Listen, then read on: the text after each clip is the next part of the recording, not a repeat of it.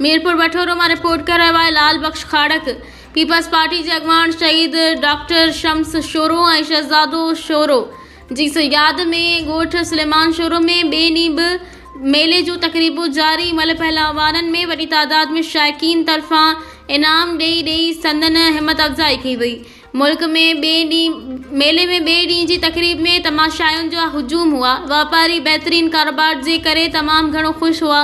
मेले में सकाफ़ती तकरीब मुनाक़िद कई वई। इनखां अॻु वॾी तादाद में सामीन डॉक्टर शमसुद्दीन शोरो ऐं शहजाद शोरो जे क़ब्रुनि ते वॾी तादाद में गॾु थी गुलनि जो चादरूं चाढ़ियूं ऐं मग़फ़िरत लाइ ख़ुसूसी दुआ घुरी। जंहिंखां पोइ अॻूणे ज़िले काउंसिल जे member Asia Ram Kohistani, peoples cultural wing ज़िले सिजावल जे सदर सज्जाद अली शोरो, टाउन कमेटी बठोरो जे अॻूणे चेयरमैन अयाज़ मेमन, मुराद चांडियो, डॉक्टर अली शोरो, ज़िला काउंसिल सिजावल के वाइस चेयरमैन राजा रमीजुल हक ज़ऊर, जिन डॉक्टर शम्स शोरो की ज़िंदगी ते रोशनी विधी और खैस खराज तहसीन पेश किया।